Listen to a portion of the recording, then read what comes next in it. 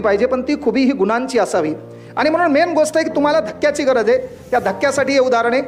एक छोटंसं गाव आहे आणि गावामध्ये एक सुंदर पोरगी आहे असं समजा,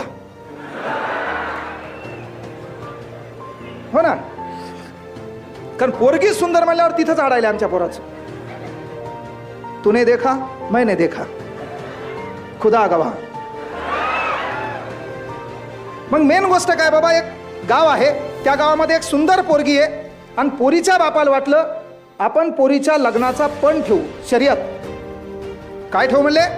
पोरीच्या लग्नाचा पण ठेवू, शर्यत ठेवू. आणि मग पोरीच्या बापानं शर्यत ठरवायची ठरवली. मग काय ठरवायची म्हणले, तर त्यानं काय केलं, 20 फुटाचा हौद बांधला.